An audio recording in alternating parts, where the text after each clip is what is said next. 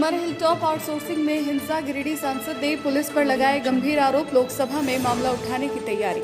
धनबाद के Baghmara hilltop outsourcing परियोजना में हुए हिंसक झड़प मामले में गिरिडीह के सांसद चंद्र प्रकाश चौधरी को पुलिस द्वारा नामजद आरोपी बनाए जाने के बाद उन्होंने जिले का दौरा किया और स्थिति का जायजा लिया।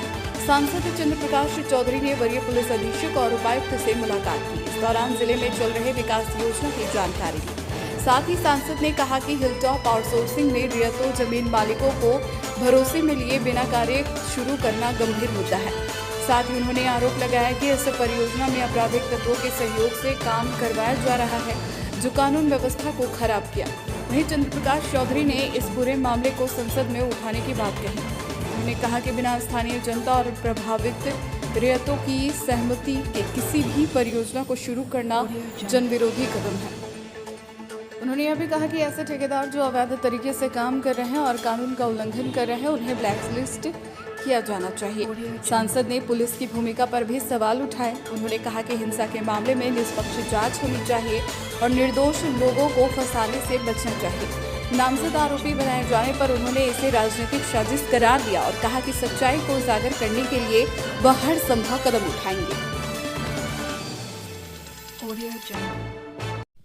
धनबाद आया और धनबाद आने के बाद कल रात में एसएसपी से मिले, आज उपायुक्त से भी मिले और विकास संबंधी योजनाएं के लिए डीडीसी से भी मैंने बात किया। खास करके मुख्य विषय यही था कि जो एरिया 3 में जो घटना घटा हिलटॉप के द्वारा, जिस प्रकार से अवैध कारोबार काम शुरू किया गया था और विस्थापितों का बाद जो रैयत हैं, जिनका ज़मीन है, जो विस्थापित हो रहे हैं, उनको बिना मुआवजा दिए, बिना उनको विश्वास में लिए और बिना इन्वायरमेंट क्लियरेंस लिए और बिना वन विभाग का क्लियरेंस लिए बाई जबरन जिस प्रकार आपराधिक तत्व के लोगों को आगे लाकर, लोगों को धमकाकर, लोगों को डराकर जिस प्रकार बाई जबरन काम किया जा रहा था, तो उसी को लेकर विस्थापित हमारे पास आए थे। तो हम विस्थापितों को मैं आश्वस्त किया था कि वहाँ के जीएम से वार्ता करके आपकी बात को, आपके पक्ष को हम रखेंगे।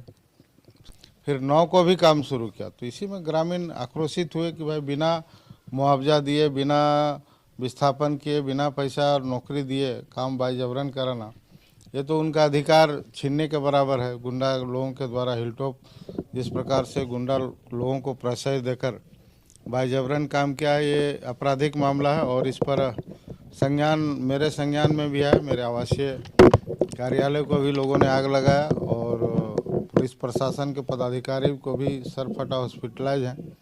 तो इस तरह की घटना पूरे धनबाद के लिए दुर्भाग्यपूर्ण घटना है और आने वाले समय में मैं अपनी ओर से एक सांसद होने के नाते यहाँ के जनता को मैं अपनी ओर से आश्वस्त करता हूँ कि जो भी उनका हक का लड़ा है, जो भी उनका अधिकार है, वो हर कीमत पर उनका अधिकार हम दिलाएंगे। गुंडा तत्व के लोग हैं जिसको सहारा लेकर हिलटॉप कंपनी सहारा लेकर चंद पैसों देकर उस तरह का काम कर रहे हैं, तो हिलटॉप इसका जवाब देगा और उस पर कार्रवाई होगा।